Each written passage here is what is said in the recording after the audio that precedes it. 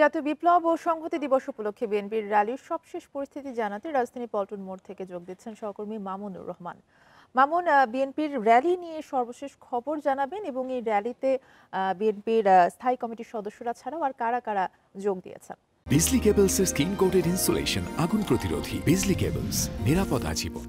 আজ কিন্তু বেলা ৩টায় বিপ্লব ও সংহতি দিবস উপলক্ষে বিএনপি র্যালির একটি আয়োজন করে। বেলা ৩টার দিকে শুরু হওয়ার কথা থাকলেও এটা কিন্তু শুরু হতে হতে বেলা ৪টা হয়ে যায় এবং ৪টার পর পরে কিন্তু মির্জা ফখরুল ইসলাম আলমগীরের প্রতিনিধিত্বে যে সভাপতিত্বে এই র্যালিটি উদ্বোধন করেন মির্জা ফখরুল ইসলাম আলমগীর।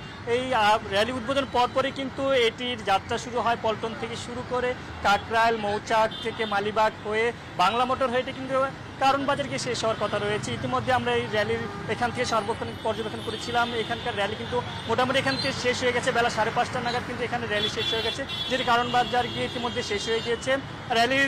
র্যালিতে 3টা বাজে শুরু হওয়ার কথা থাকলেও বেলা 2টা জুম্মার নামাজের পরপরই কিন্তু বিএনপির নেতাকর্মীরা যারা ছিলেন থানা পর্যায়ে, জেলা পর্যায়ে, ঢাকা উত্তর ও দক্ষিণের নেতাকর্মীরা তারা কিন্তু জুমার পরপরই পল্টন যে পার্টি অফিস থেকে শুরু করে সেখানে অবস্থান নেয়। এছাড়াও আমরা 2টার পরপরই দেখেছি যে কাকরাইল মোড় থেকে শুরু করে পল্টন মোড়, এছাড়া ফকিরাপুর এলাকায় কিন্তু তাদের নেতাকর্মীরা ব্যাপক জনসমাগম আমরা লক্ষ্য করেছি। এছাড়া বেলা বাড়ার সাথে সাথে 3টার পরপরই কিন্তু বিএনপির স্থায়ী কমিটির সদস্য যারা ছিলেন মির্জা আব্বাস, ডক্টর মঈন খান থেকে শুরু করে তারা কিন্তু আসতে শুরু করেন এবং মির্জা ফখরুল বেলা 4:45টার দিকে কিন্তু আসেন। আসার পরে স্টেজে উঠে তারা যে বক্তব্য রাখেন, বক্তব্যের সারমর্ম অনেকটা এমনই ছিল যে আগামী যে গণভোট, সে গণভোট কিন্তু তারা নির্বাচনের আগেই চায়।